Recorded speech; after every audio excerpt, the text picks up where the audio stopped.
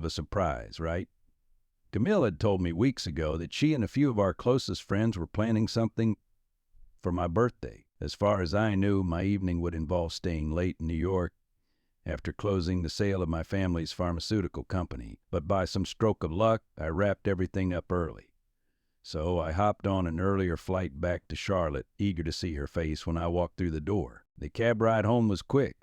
I remember looking at my phone, smiling at the thought of what she had planned.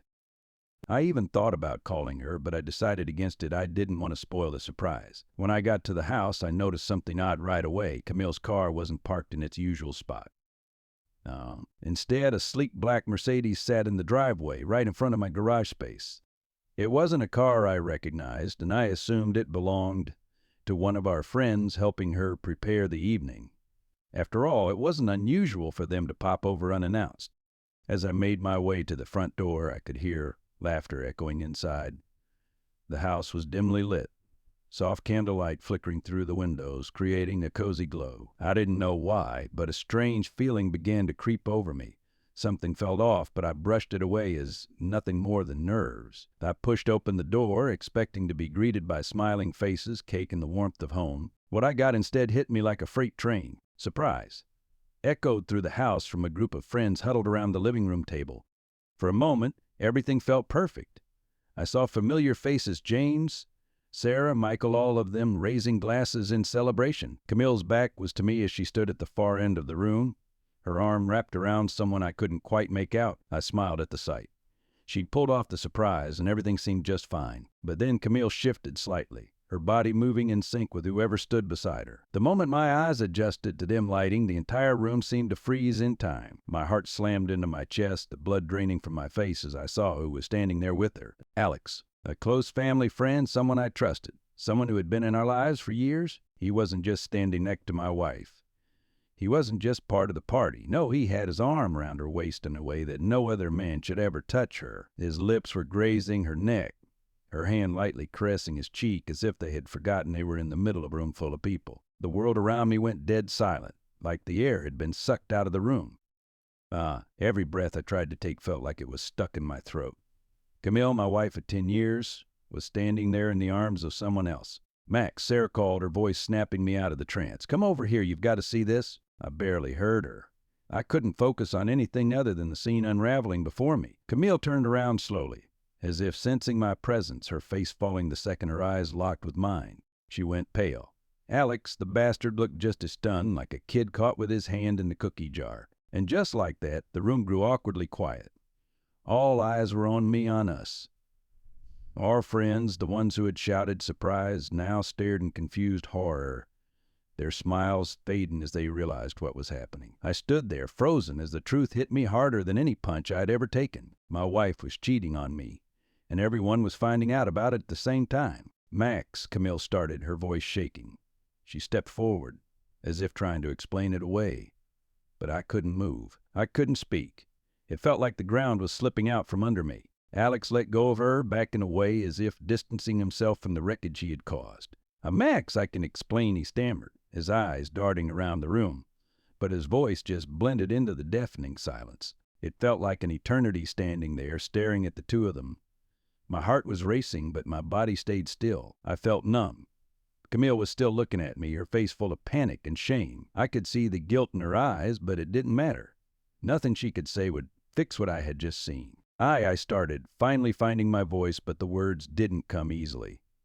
"What the hell is this?" The question hung in the air, unanswered. No one dared speak. I looked around the room. Everyone was in shock.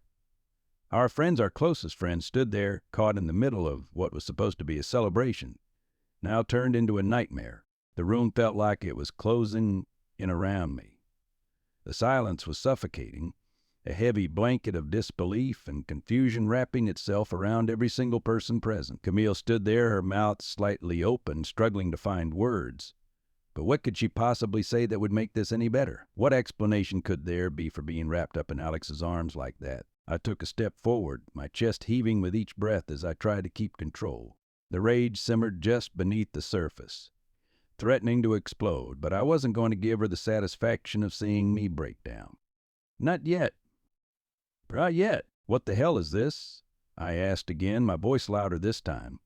The edge of betrayal laced every word. Camille's hands fluttered helplessly at her sides, her eyes darting around the room as if looking for a way out, a way to escape the mess she had made. Alex stood awkwardly by the couch, his hands shoved deep into his pockets, the guilt practically oozing off him. He didn't meet my eyes. It's not what it looks like, Max, Camille whispered, finally managing to force the words out. I laughed. I actually laughed. A bitter, hollow sound that seemed to echo through the room. Not what it looks like? I repeated, my voice dripping with disbelief. Then what is it, Camille? Because from where I'm standing, it looks pretty damn clear. Our friends shifted uncomfortably, some of them avoiding eye contact, others frozen in place, still trying to process what they were witnessing. I could feel Sarah's hand on my arm, trying to ground me, trying to silently say that she was there for me, but it didn't matter. Nothing could fix this. We were just talking. Camille tried again, her voice shaky, her eyes pleading with me to believe her. It got out of hand. Talking? My voice was rising now, the control I'd been desperately clinging to slipping away. That's how you talk to people now, Camille? By letting them put their hands all over you? By letting them kiss you like that? Alex took a hesitant step forward, his hand raised as if he thought he could somehow calm the situation. Max, man, I swear it's not what you think. It was a mistake, okay? A stupid mistake. He stopped and my eyes finally locked onto his. So you shut the hell up, I snapped, my fists clenching at my sides. I could feel the adrenaline coursing through me, the urge to throw a punch so strong it almost took over. But I wasn't going to give him the satisfaction, not yet. You don't get to say a damn thing. The tension in the room was unbearable. It felt like everyone was holding their breath, waiting for something to break. And God, I wanted to break something. The betrayal, the humiliation, the disbelief, it all came crashing down at once. Wave after wave of emotions I couldn't control. I wanted to scream, to rage, to throw every piece of furniture in the room, but I couldn't move. I just stood there, staring at the two people I had trusted most in this world, wondering how the hell it had come to this. Camille took a tentative step toward me, her face full of regret. Max, please listen to me. It was a mistake, okay? It didn't mean anything. Didn't mean anything? My voice was shaking now. I could feel the cracks in my armor starting to show. How long, Camille? How long has this been going on behind my back? Her eyes widened in shock, and for a second, I thought she might actually deny it. But then she dropped her gaze, staring at the floor like a guilty child caught in a lie. It wasn't like that, she whispered. It was just tonight, just a mistake. I laughed again, a sharp, bitter sound that cut through the tension like a knife. A mistake? You expect me to believe that? That this was the first time? Max, please, she pleaded, stepping closer, her hand reaching for mine. I jerked away, not wanting her touch anywhere near me. I couldn't stand to look at her. I didn't recognize the woman in front of me, the woman who had promised to love me, to be faithful, to be mine. I turned to Alex, my vision blurring with red-hot rage. And you, I spat, taking a step toward him. You've been my friend for years. I trusted you. I let you into my home. You were family. Max, I swear, he didn't finish. I cut him off with a hard shove, my hands finally acting on the rage that had been building inside me since I walked through that door. He stumbled back, almost tripping over the coffee table, but I wasn't done. Son of a bitch, I growled, stepping forward again, ready to knock him out. The room erupted into chaos as James and Michael rushed to hold me back, grabbing me by the arms before I could get my hands on him. But I didn't stop. I didn't care. All I could see was red. You think you can just waltz into my house, screw my wife, and get away with it? Max, please, don't. Camille's voice broke through the madness, but I barely heard her. The blood was pounding in my ears, the world narrowing to just me and Alex, the bastard who had betrayed me. Let me go, I snarled, trying to shake off the hands that held me. But they didn't let go. James's voice was in my ear, trying to calm me down, but it wasn't working. Alex, the coward, was already backing away, his hands raised in surrender, his face pale. Max, man, I'm sorry, I didn't. Get the hell out of my house, I roared, my voice shaking the walls. Get out before I kill you. Without another word, Alex grabbed his jacket and bolted for the door, leaving a stunned, silent room in his wake. The moment he was gone, I collapsed into the nearest chair, my hands shaking, my head pounding with the weight of everything that had just happened. The room stayed quiet for what felt like hours. No one moved. No one said a word. Camille stood frozen, tears streaming down her face, her hands covering her mouth in shock. And all I could think about was how everything I thought I knew, everything I had trusted, had crumbled to dust in the blink of an eye. I sat there in the chair, my body heavy with shock. The room was still thick with tension, the remnants of what just happened hanging in the air like a suffocating fog. The others, my friends, stood around in stunned silence, unsure of what to do, what to say. They had come to celebrate my birthday, to surprise me with laughter and good times. Instead, they had witnessed my world come crashing down. Camille stood a few feet away, her face streaked with tears, her body trembling. I could see her struggling to form words, but there was nothing she could say that would undo what had already been done.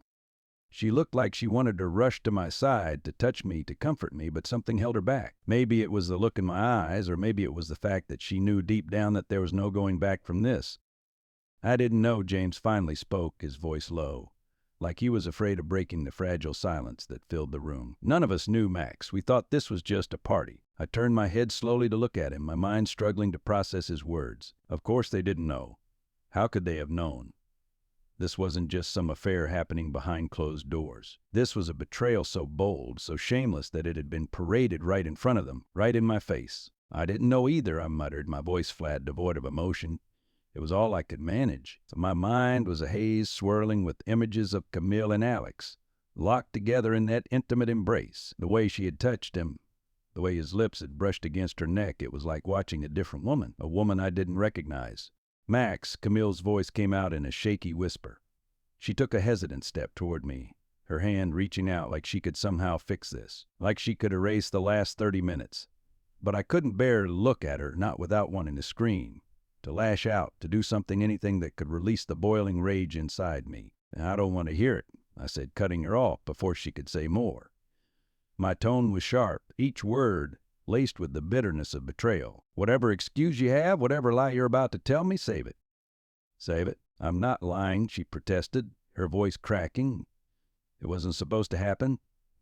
I didn't mean for any of this to happen." "Oh, you didn't mean for it to happen?" I repeated, my voice rising. The words tasted bitter in my mouth. "So what, you just tripped and fell into his arms? You expect me to believe that?" Tears streamed down her face, her mascara smudging as she wiped them away with the back of her hand. "It's not what you think, Max. Alex and I, it was a mistake. A stupid mistake." I stood up suddenly, the chair screeching across the floor. The chair's screech echoed in the silence, slicing through the room like a blade. I couldn't sit there any longer, couldn't bear the sight of Camille standing there, broken and pitiful, trying to explain away what was unforgivable. My heart was pounding, fists clenched at my sides as I stared her down.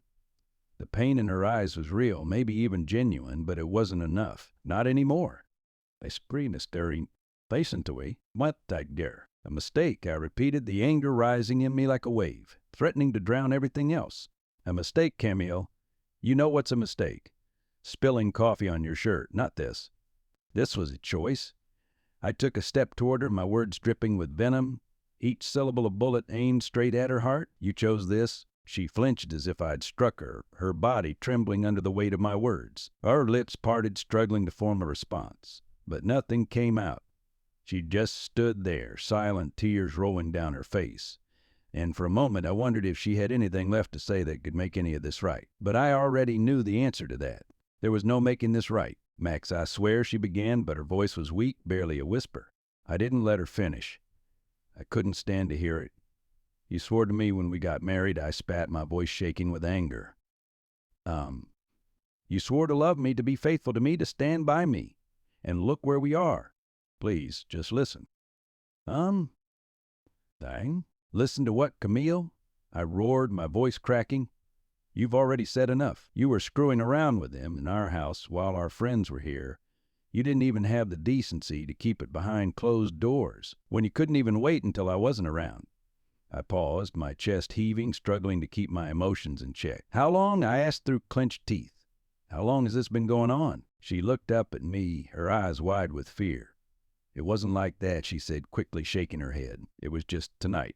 I scoffed, rolling my eyes as I stepped closer. "Just tonight? You really expect me to believe that? You expect me to believe that you were just talking and things got out of hand, right?" My voice was rising again, the fury in me bubbling to the surface. "You expect me to believe this is the first time?" Camille bit her lip, her face crumbling under the weight of my accusation. Her hands trembled as she wiped the tears from her face. "I swear, Max, it wasn't supposed to be like this." "Then what was it supposed to be, Camille?" I demanded, my voice cracking as I fought back the urge to scream. "Tell me, what the hell was it supposed to be?" For a moment she said nothing, just stared at me with wide, pleading eyes. But then finally she spoke softly, almost too quietly to hear. It was a mistake. A stupid, horrible mistake. It didn't mean anything. I let out a harsh, bitter laugh, running a hand through my hair in disbelief. Didn't mean anything, I repeated, shaking my head. God, Camille, do you even hear yourself? She opened her mouth to respond, but no words came out. Instead, she took a step closer, reaching out to touch me. Max, please? I love you. You know I love you. I recoiled from her touch like it burned, the bitterness in my heart twisting into something darker, something colder. Love me. I repeated, my voice hollow. Is this what love looks like to you? Because it sure as hell doesn't look like love from where I'm standing. She broke down then, her sobs racking her body as she stood in front of me helpless. But it wasn't enough. Not this time. I had spent years giving her everything, my love, my trust, my life, and she had shattered it all in a single night. I can't believe this is happening, I muttered, more to myself than to her. I turned away, pacing the room as I tried to wrap my head around everything that had just happened. The betrayal, the lies, the audacity of it all. Camille, the woman I had promised to love forever, had been unfaithful, and not just to me, but to everything we had built together. Our marriage, our trust, our life, it was all gone. I heard someone clear their throat, and when I looked up, I realized that our friends were still there, standing awkwardly in the corner, unsure of what to do. Sarah, Michael, James, they all had the same look of pity on their faces, as if they didn't know how to handle the mess they had just witnessed. I think we should go, James muttered, his voice quiet, as if he didn't want to disturb the fragile silence that had settled over the room. I nodded, not trusting myself to speak. I didn't want them here. I didn't want anyone here. I needed to be alone to think, to process everything that had just come crashing down around me. Slowly, one by one, they started to leave. Sarah gave me a sympathetic look as she walked past, her hand squeezing my shoulder gently, but I barely felt it. I barely felt anything at all. My whole body was numb. When the door finally closed behind them, I turned back to Camille, who was still standing in the middle of the room, her hands covering her face as she sobbed uncontrollably. Why? I asked, my voice soft now, barely above a whisper. Why did you do it? She lowered her hands, looking at me through tear-stained eyes. I don't know, she whispered, her voice shaking. I don't know why, Max. I was scared. I was lonely. I don't know. Scared? I repeated, disbelief coloring my voice. Of what? Of losing you, she whispered, her voice barely audible. Of losing us? I laughed, then a hollow, empty sound. Well, congratulations, Camille, because you just lost everything. She sobbed harder, collapsing onto the couch as if the weight of her own guilt was too much to bear. But I didn't move to comfort her. I didn't move at all. I just stood there, staring at her, feeling nothing but the cold, empty space where my heart used to be. The weight of it all pressed down on me, suffocating, relentless. I stood there, staring at Camille. She sat on the couch, broken and sobbing. The woman I had loved for over a decade, the woman I had built my life with, now seemed like a stranger, someone I barely knew. And the rage, the fury that had been simmering inside me, finally started to settle into something darker, something colder. It was over, and there was no going back. I walked over to the kitchen table where my phone and keys were sitting. My movements felt robotic, mechanical, like my body was moving on autopilot while my mind shut down, unable to process the enormity of what had just happened. I grabbed my keys, the cold metal biting into my palm, and turned toward the door. Camille's voice stopped me. Max, please, she begged, her voice raw and desperate. Don't leave. We can fix this. We can still fix this. I turned to face her, my heart pounding in my chest. The look on her face, God, it was so pitiful. Tear-streaked eyes, wide and full of fear. But it didn't matter. It didn't change anything. Fix it? I repeated, my voice eerily calm. How exactly do you think we're going to fix this, Camille? She stood up, taking a hesitant step toward me, her hands outstretched, as if she could physically hold me back from walking out the door. I'll do anything, Max. I swear. I'll go to therapy. We can go together. We can start over. The absurdity of it all almost made me laugh. Start over. Like we could just wipe the slate clean. Forget that I had walked in on her with Alex and pretend it never happened. I shook my head, unable to even look at her. Start over? I echoed bitterly. You really think we can just start over? Like this didn't happen? Like you didn't just destroy everything? She shook her head, her voice trembling with desperation. No, Max, that's not what I mean. I know what I did was wrong, but I love you. I love you. I'll do anything to make this right. Please, just don't leave. I clenched my fist, the anger flaring up again as I looked at her. Don't leave? You should have thought about that before you let him put his hands all over you. Her sobs grew louder and she dropped to her knees in front of me, her hands grabbing at my pant leg like she was trying to physically stop me from walking out. Please, Max, I made a mistake.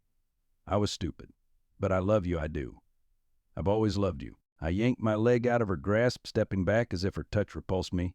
Love me? I spat, my voice rising.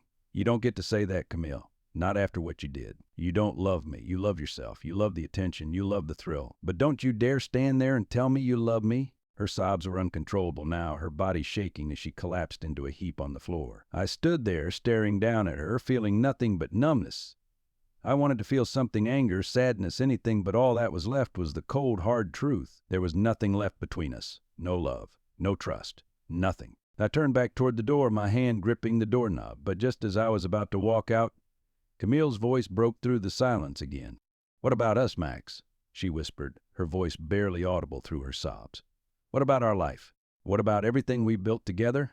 Are you really going to throw it all away? I stopped, my hand frozen on the doorknob. Her words hung in the air, heavy and suffocating. What about our life? What about everything we had built together? The house, the memories, the years of love and laughter, was I really going to throw it all away? But then the image of Alex, his arms wrapped around Camille, flashed through my mind again, and the answer came to me as clear as day. Yes, I said quietly, my voice steady. I am. I turned the knob and walked out, closing the door behind me.